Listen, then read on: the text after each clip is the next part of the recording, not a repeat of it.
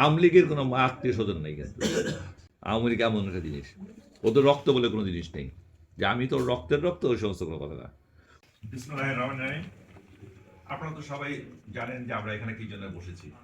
আমরা এই অফিস উদ্বোধন, পাশাপাশি আমাদের বিএনপি চেয়ারপারসন খালেদা জিয়ার যে প্রয়াণ ঘটেছে, আল্লাহ তাকে নিয়ে গেছেন, তার জন্য দোয়া মাহফিল।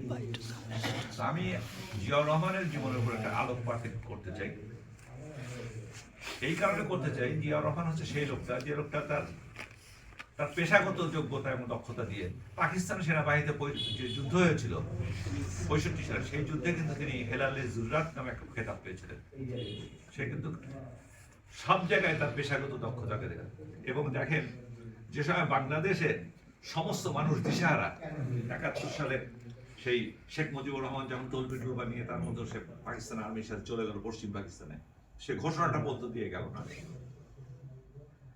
বাংলাদেশে টোটাল মানুষ, আওয়ামী লীগের যে সমস্ত নেতা কর্মীরা ছিল, তারা মনে করেন তারা কি করছে, তারা ব্যাংক ট্যাঙ্ক লুট করে নিয়ে তাদের মধ্যে তারা ভারতে যায় উপস্থিত হয়েছে। তারা সব মনে করেন ওই হোটেল শ্রেণী কত অমুক তমুক জায়গায় তারা বসে বসে খাচ্ছে।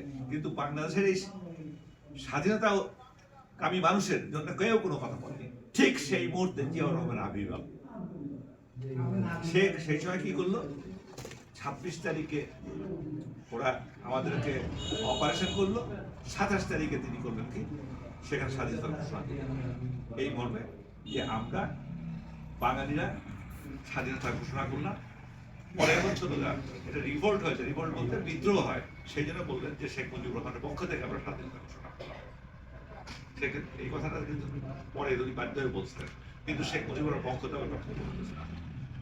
যে কারণে এখানে কথা বলবো, জিয়াউর রহমান রাষ্ট্র ক্ষমতা তিনি আসলেন কিভাবে, 7ই নভেম্বর সিপাহী জনতার বিদ্রোহের মাধ্যমে এদেশে রাষ্ট্র ক্ষমতা আসলেন। তিনি কিন্তু সবার ম্যান্ডেট নিয়ে আসলেন। আসার পর তার ঘটনাগুলোকে আপনারা দেখেন। শেখ মুজিবুর রহমান কিন্তু বাংলাদেশের সংবিধানে বিসমিল্লাহির রহমানির রহিম অথবা এই মুসলমান দেশ হিসাবে তার ই ছিল না। তিনি কিন্তু বিসমিল্লাহির রহমানির রহিম দিয়ে কি করলেন, এবং বাংলাদেশের ইসলাম হচ্ছিল বাংলাদেশের রাষ্ট্র ধর্ম হবে এটি, কারণ 90% যেখানে মুসলমান সেখানে এই কথাটা হবে। আপনারা জানেন মুসলমান দেশগুলোর সাথে তার একটা সম্পর্ক ছিল। তিনি মক্কা শরীফে যে কিন্তু নিম গাছ লাগাইছিলেন, মুসলিম উম্মার সাথে তার একটা সম্পর্ক ছিল। আমরা বলতেছিলাম মুসলিম উম্মার প্রতি জিয়াউর রহমানের যে ভূমিকা, এটা কিন্তু সবাইকে স্বীকার করতে, আমরা মুসলমান। তিনি সমস্ত মুসলিম দেশের মধ্যে ওআইসি একটা প্ল্যাটফর্ম করছিলেন, ইরাক ইরান যুদ্ধের থামাবার চেষ্টা করছিলেন। তিনি গাছ লাগায় আজও তিনি মানুষের কাছে, সৌদি আরবের লোকের কাছে তিনি সমাদ দিতেন। এবং সর্বোপরি সমস্ত জায়গায় ইসলামী এই যে বিএনপি দলটা হলো, তার আগে তো মনে করেন বাংলাদেশের সমস্ত রাজনৈতিক দল শেখ মুজিবুর রহমান বন্ধ করেছিল। আপনারা জানেন কি না জানেন, বাংলাদেশে কোনো রাজনৈতিক দল ছিল না, এক নেতা এক দেশ, বঙ্গবন্ধু বাংলাদেশ। সমস্ত রাজনৈতিক দল ব্যান, সমস্ত পত্র পত্রিকা ব্যান, খালি থাকবে কি বাকশাল।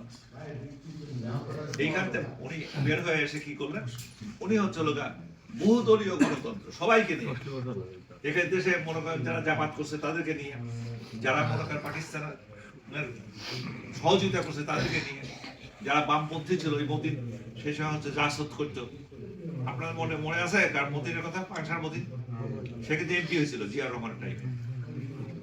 এরকম যারা সর্বহারা ছিল তাদেরকে নিয়ে, সমস্ত পর্যায়ের বাংলাদেশিদেরকে নিয়ে তিনি করলেন কি, বাংলাদেশে একটা বাংলাদেশি জাতীয়তাবাদ সৃষ্টি করলেন। বাঙালি জাতীয়তাবাদ হচ্ছে হিন্দুদের ভরসার দল।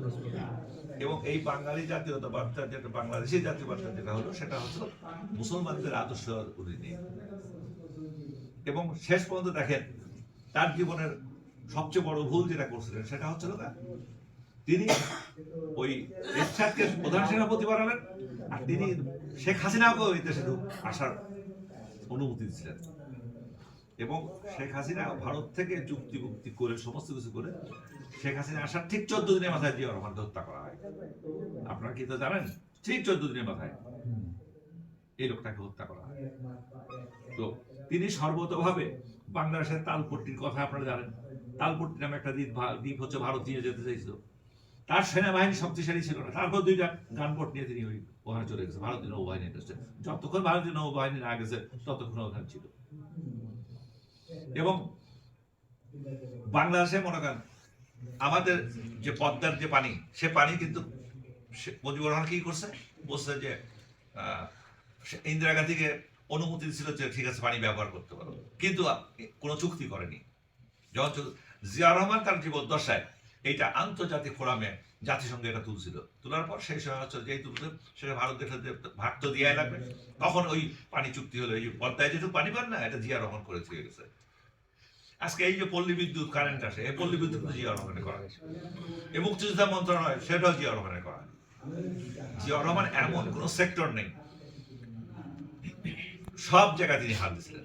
এই জন্য জিয়া রহমানের যে আদর্শ, এই যে আমরা বিএনপির লোকরা বলি যে আমরা হচ্ছে জিয়ার সৈনিক, আসলে আমরা জিয়ার সৈনিক হইতে পারিনি।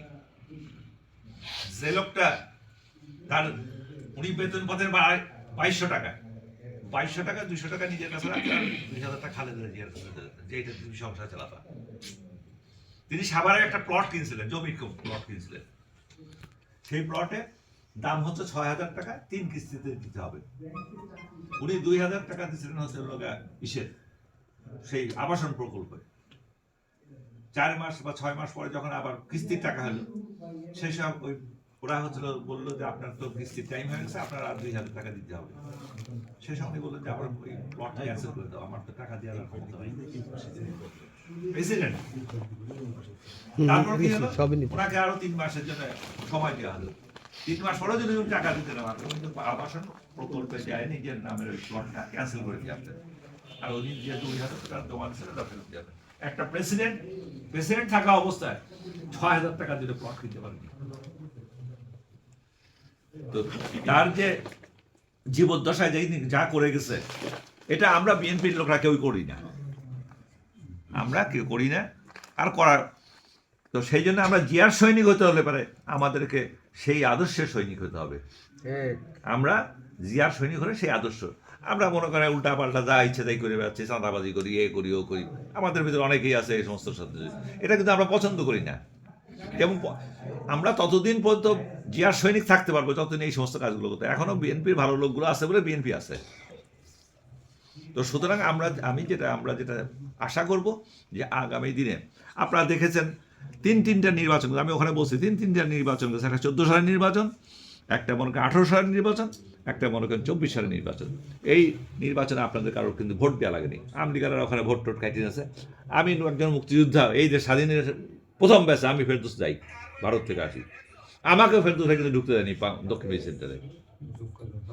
আওয়ামী লীগের কোনো আত্মীয় স্বজন নেই, কিন্তু আওয়ামী লীগ এমন একটা জিনিস, ওদের রক্ত বলে কোনো জিনিস নেই যে আমি তোর রক্তের রক্ত, ওই সমস্ত কোনো কথা না। ওদের হচ্ছে দল বড়, আর আমাদের হচ্ছে লোক মানুষ বড়। ওদের সাথে আমাদের পার্থক্যটা কোথায়? আমরা বাংলাদেশের মানুষের কথা বলি, বাংলাদেশের মানুষের জন্য কাজ করি, আর ওরা হচ্ছে লোক ওদের দলের জন্য মনে করেন এই 15 বছরে 6500 লোককে গুম করছে ওরা, 6500 লোককে শেখ হাসিনা গুম করছে, যাদের কোনো অস্তিত্বই নেই। মানুষ মারছে একতারে।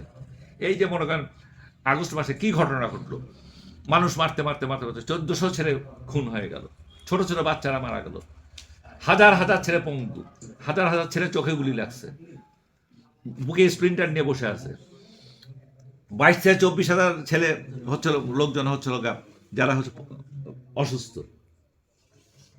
এবং দেখেন আল্লাহর কি কুদরত, পৃথিবীর ইতিহাসে এরকম ঘটনা খুব কম যে প্রধানমন্ত্রী তার দলবল বায়তুল মোকাররমের যে খতিব সে পর্যন্ত পলায় চলে গেছে, ঢাকেশ্বরী মন্দিরের যে পুরোহিত সে পর্যন্ত পলায় চলে গেছে। আওয়ামী লীগ কি জিনিস, তার মনে করেন সাও বাচ্চা পোনা যা আছে, যেখানে যা আছে সব নিয়ে ভারত দিচ্ছে। ভারত কি তোকে কি রে, ভারতটা কি? খালেদা জিয়াকে মনে করো যে সবাই মিলে দাবড়াইছে যে ঠিক আছে তুই চলে যা দেশের, সে কিন্তু এক পাও নড়েনি। খালেদা জিয়া যে সময় 2006 পরে নির্বাচিত হলো না, একটা শয়তানি নির্বাচনের মাধ্যমে খালেদা জিয়াকে, তারপর তোর ছেলেকে আটকাইলো, ওর ছেলেকে পিটাইলো, আর এক ছেলের পিটাইলো, দেশ ছাড়া করলো, তারেক রহমানের মাদার নীলদারা হাড্ডি ভেঙে গেল, ছেলেটা মারিয়ে ফেললো, তা সেটা তো হাসিনা মারল। তো এই যে ঘটনাগুলো ঘটলো, খালেদা জিয়াকে কি বেসারা করতে পারছে কেউ? সে কিন্তু মাটি ছেড়ে যায়নি। তো সেই জন্য আমরা এই আদর্শ নিয়ে, এই আদর্শ বুকে ধারণ করে আমরা বিএনপি করব, জাতীয়তাবাদী দল করব।